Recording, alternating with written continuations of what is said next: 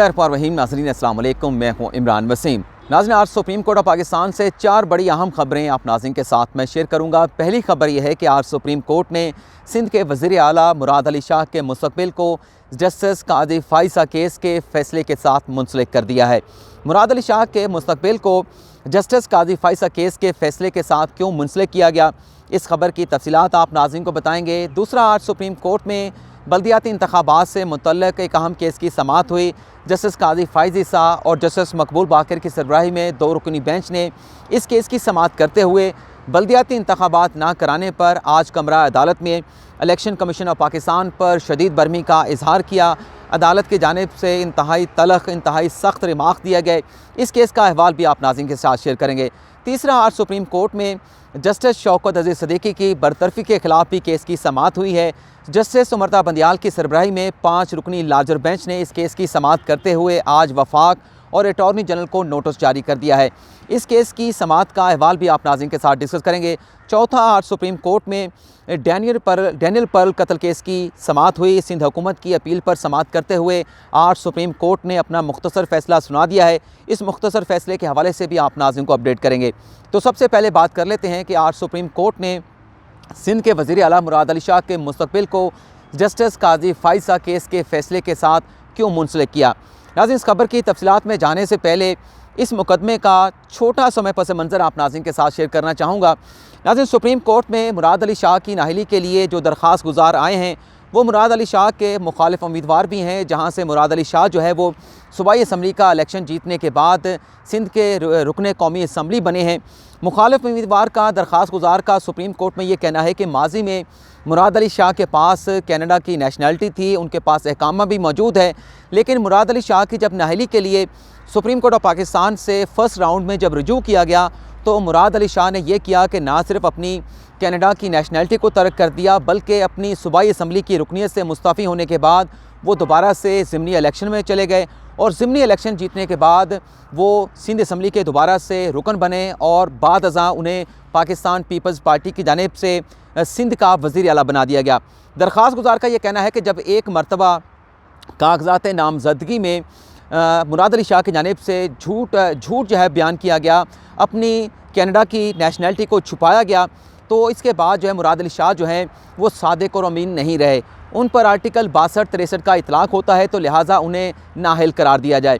लेकिन आज supreme court ने मुराद अली शाह के मुस्तक़बिल को जस्टिस काजी फ़ाइज़ा केस के फ़ैसले के साथ क्यों मुंसलिक किया है, क्यों नत्थी किया है, इस हवाले से भी थोड़ा सा पस मंज़र आप नाज़रीन को बयान करना होगा मुझे।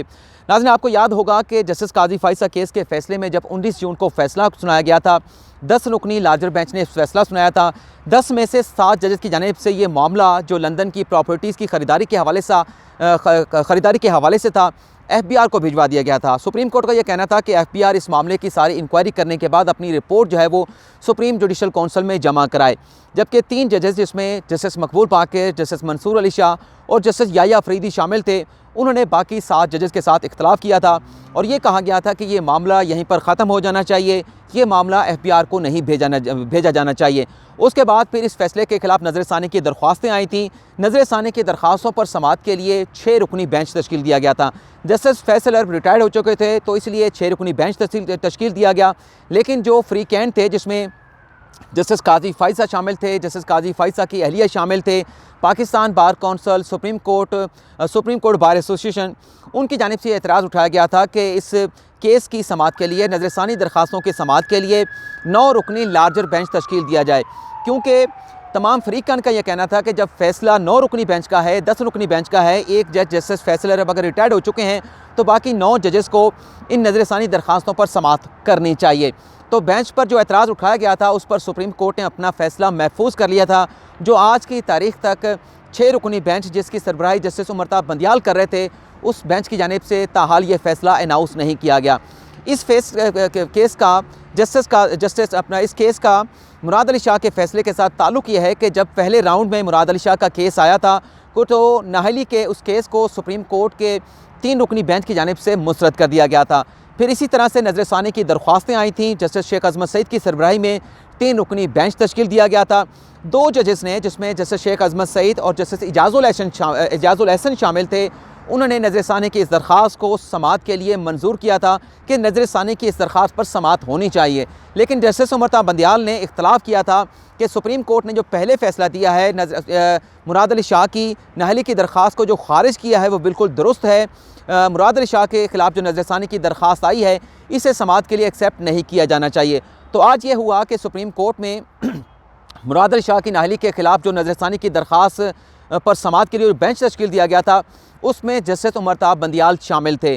तो जस्टिस काजी फ़ाइसा के वकला का जो एतराज़ है वो यही है कि जो नज़रसानी केस का जो बेंच होता है वो वही बेंच बनाया जाता है जो असल बेंच होता है जिसने पहले फ़ैसला सुनाया होता है। लेकिन चूँकि जस्टिस उमर ता बंदियाल ने नज़रसानी की दरख्वास्त एक्सेप्ट करने से इनकार किया था, आज उन्हें बेंच का सरबराह बनाया गया। तो हामिद खान जो कि मुराद अली शाह के ख़िलाफ़ जो दरख्वास्त गुजार हैं उनके वकील हैं, उन्होंने आज वही नुक्ता उठाया कि आपने इसी नौइयत के एक और केस में जस्टिस काजी फ़ाइसा के केस में फ़ैसला महफूज किया हुआ है। जब तक ये फ़ैसला सामने नहीं आ जाता, वो फ़ैसला सुना नहीं दिया जाता, इस केस की समाअत को जो है वो मुलतवी कर दिया जाए। इस बात से आज जस्टिस मकबूल बाकर ने भी एग्री किया, जस्टिस उमर ता बंदियाल ने भी एग्री किया। और उसके बाद मुराद अली शाह के मुस्तकबिल को, जैसे मैंने आपको पहले कहा कि जब तक जस्टिस काजी फ़ाइसा केस का फ़ैसला नहीं आ जाता, बेंच की तश्कील के हवाले से मुराद अली शाह का मुस्तकबिल भी उस केस के फ़ैसले के साथ जो है वो नथी कर दिया गया है, मुंसलिक कर दिया गया है। दूसरी, आज सुप्रीम कोर्ट में बल्दियाती इंतखाबात से मुतल्लिक़ एक अहम केस की समाअत हुई। जस्टिस काजी फ़ाइज़ ईसा और जस्टिस मकबूल बाकर की जानिब से आज जब केस की समाअत का आगाज़ किया गया तो खैबर पख्तूनख्वा के एडवोकेट जनरल भट्ट साहब जो हैं, मुझे पूरा नाम अपना शुमाइल भट्ट साहब जो है वो पेश हुए। उन्हें यह कहा कि सुप्रीम कोर्ट 18 नवंबर 2020 को बल्दियाती इंतखाबात के हवाले से फ़ैसला दे चुकी है। सुप्रीम कोर्ट के फ़ैसले की क्यों खिलाफ वर्जी की जा रही है? इलेक्शन कमीशन किधर हैं, अटॉर्नी जनरल किधर हैं? जिसके बाद बाकायदा वर्बल ऑर्डर जारी किया गया जस्टिस काजी फ़ाइसा के बेंच की जानिब से कि हम कुछ थोड़ी देर का वक्फ़ा कर लेते हैं। चीफ इलेक्शन कमिश्नर और इलेक्शन कमीशन के जो मेंबरान हैं वो भी अदालत में पेश हों।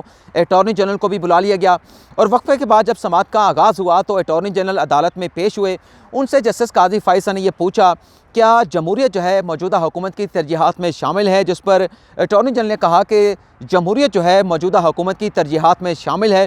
लेकिन जस्टिस काजी फ़ाइसा का ये कहना था कि ये जो आप बात कर रहे हैं इसका अमली मुज़ाहरा भी होना चाहिए, सिर्फ ज़बानी जो है इस किस्म के बयानात सामने नहीं आने चाहिए। लेकिन अटॉर्नी जनरल का कहना था कि वफाक का जो दायरा अख्तियार है बल्दियाती इंतखाबात के हवाले से वो सिर्फ इस्लामाबाद की हद तक है। इस्लामाबाद में बल्दियाती हुकूमत मौजूद है, लोकल बॉडी सिस्टम मौजूद है। फरवरी 2021 में जो बल्दियाती सिस्टम इस वक्त मौजूद है इस्लामाबाद में, वफाकी दारुल-हुकूमत इस्लामाबाद में, वो लोकल बॉडी सिस्टम जो है अपनी मुद्दत पूरी कर जाएगा और उसके बाद जो है वो आइन की जो मंशा है उसके मुताबिक जो इक़दामात होंगे वो वफाकी हुकूमत की जानिब से उठाए जाएंगे। इसके बाद चीफ इलेक्शन कमिश्नर अदालत में आए, उनसे पूछा गया कि सिंध में भी बल्दियाती हुकूमत नहीं है, बलूचिस्तान में भी नहीं है, खैबर पख्तूनख्वा में भी नहीं है, पंजाब में भी नहीं है, तो इलेक्शन कमीशन इस पर क्या कर रहा है, कब सूबों में बल्दियाती इंतखाबात कराए जाएंगे? ये एक बेसिक जो है जमहूरियत का एक रूट होता है जहाँ से नई जो लीडरशिप जो है वो सामने आती है, नए सियासी लीडर जो है वो निचली सतह से होते हुए सूबाई असम्बलियों तक पहुँचते हैं, कौमी असम्बली तक पहुँचते हैं। तो ये बल्दियाती इंतखाबात जो है वो क्यों नहीं करवाए जा रहे?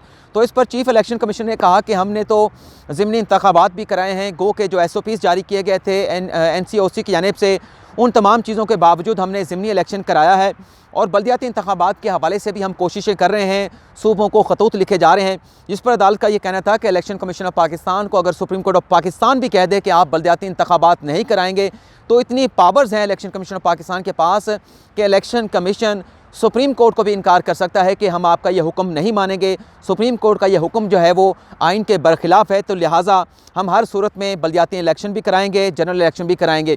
तो इतनी पावर्स होने के बावजूद जो इलेक्शन कमीशन ऑफ पाकिस्तान है किसकी डायरेक्शन का इंतज़ार कर रहा है? ब्यूरोक्रेट्स हैं। जस्टिस काजी फ़ाइसा का कहना था कि जो चीफ इलेक्शन कमीशन है वो ब्यूरोक्रेट हैं, क्या वो किसी की हदायत का इंतज़ार कर रहे हैं बल्दियाती इंतखाबात के हवाले से?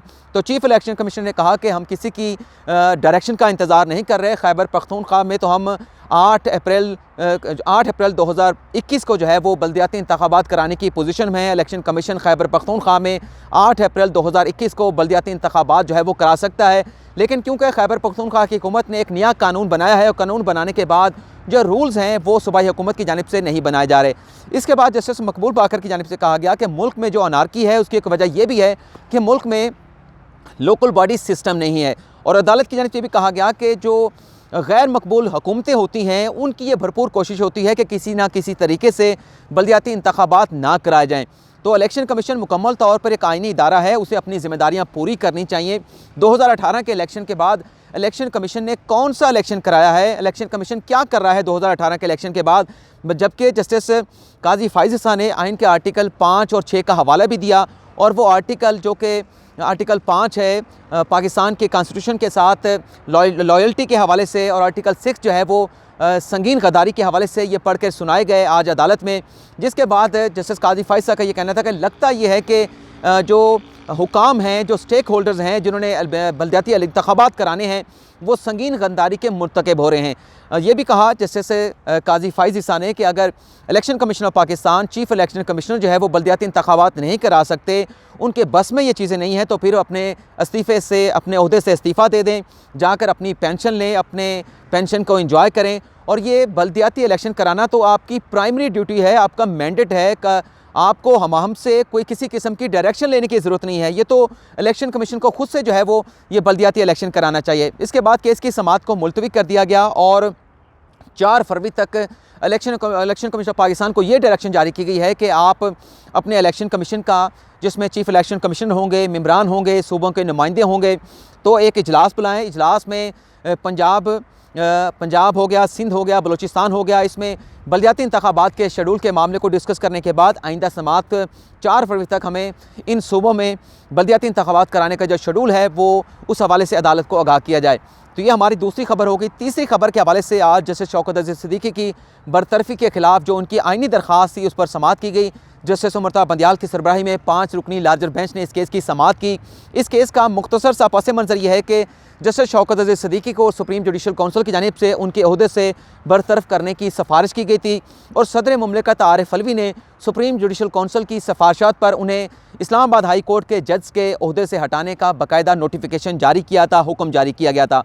तो इस नोटिफिकेशन के ख़िलाफ़ और सुप्रीम जुडिशल काउंसिल की सिफारिशात के ख़िलाफ़ जस्टिस शौकत अजीज़ सिद्दीकी ने सुप्रीम कोर्ट से रिजू कर रखा है। तो आज अदालत ने दलाइल सुनने के बाद वफाक को नोटिस जारी कर दिया है, और उसके साथ साथ अटॉर्नी जनरल खालिद जावेद खान को भी जो है वो नोटिस जारी किया गया है। लेकिन इस कार्रवाई को मशरूत रखा गया है कि जो ये दरख्वास्त है सुप्रीम जुडिशल काउंसिल की कार्रवाई के ख़िलाफ़ और सदर मुमलिकत के उस नोटिफिकेशन के ख़िलाफ़ जिसके तहत जस्टिस शौकत अजीज़ सिद्दीकी को बरतरफ किया गया था, इससे मशरूत किया गया है कि सुप्रीम कोर्ट जो है इस केस की समाअत करते हुए दरख्वास्तों के काबिल समाअत होने के हवाले से भी फैसला करेगी। चौथी हमारी खबर, आज सुप्रीम कोर्ट में डैनियल पर्ल कत्ल केस, जिसे सिंध हाई कोर्ट ने बाकायदा इस केस की समाअत करते हुए मुल्ज़मान को रिहा करने का हुक्म दे दिया था, जिसमें मरकज़ी जो मुल्ज़म है शेख उमर वो भी शामिल थे। इस फैसले के ख़िलाफ़ सिंध हुकूमत ने सुप्रीम कोर्ट में अपील दायर की थी।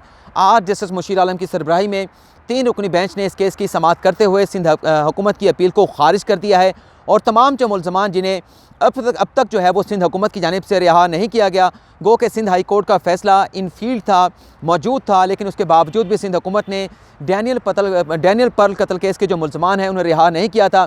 तो आज सुप्रीम कोर्ट से इस केस का हतमी तौर पर फ़ैसला हो गया है, और सुप्रीम कोर्ट ने मुल्ज़मान को रिहा करते हुए सिंध हुकूमत की अपील को खारिज कर दिया। 3 रुकनी बेंच ने यह फ़ैसला 2-1 की रेशो से सुनाया है। 2 जज साहबान की जानिब से सिंध हुकूमत की अपील को खारिज करने का हुक्म दिया गया, जबकि 1 जज साहब ने सिंध हुकूमत की अपील को खारिज ना करने का हुक्म दिया है।